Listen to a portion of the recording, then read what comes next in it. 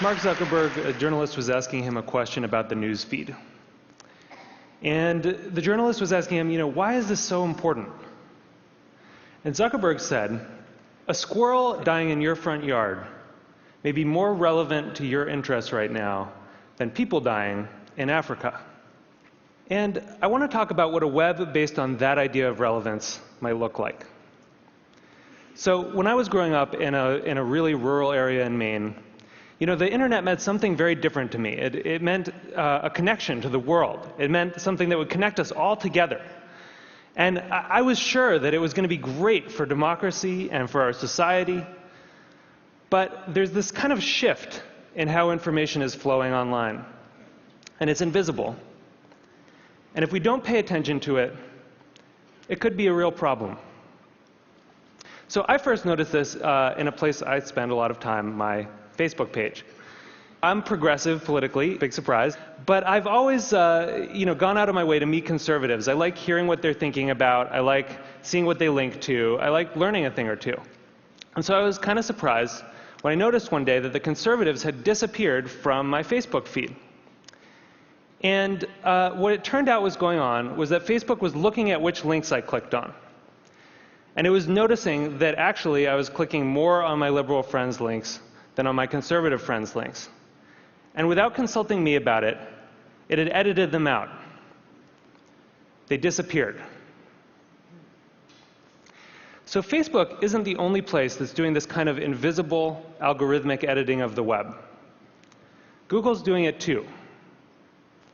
If I search for something and you search for something, even right now at the very same time, we may get very different search results. Even if you're logged out, one engineer told me, there are 57 signals that Google looks at. Everything from what kind of computer you're on, to what kind of browser you're using, to where you're located, that it uses to personally tailor your query results. Think about it for a second. There is no standard Google anymore. And the funny thing about this is that it's hard to see. You can't see how different your search results are from anyone else's.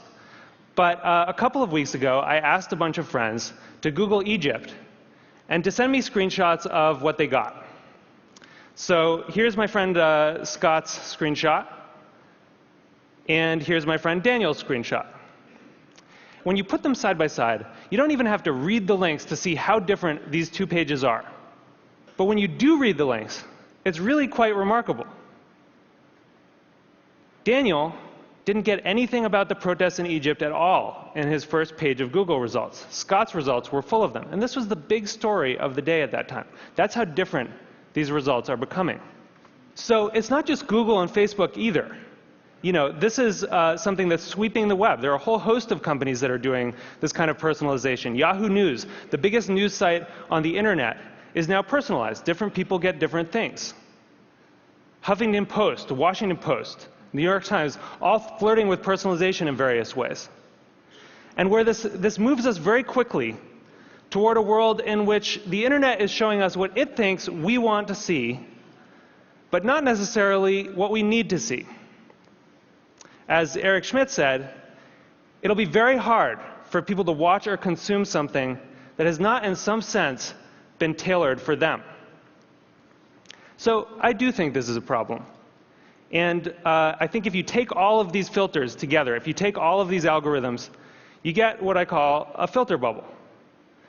And your filter bubble is kind of your own personal, unique universe of information that you live in online.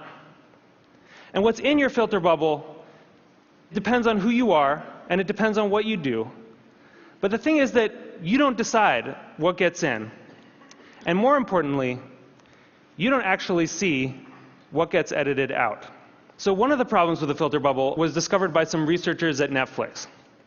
And they were looking at the Netflix queues, and they noticed something kind of funny that a lot of us probably have noticed, which is there's some movies that just sort of zip right up and out to our houses. They enter the queue, they just zip right out.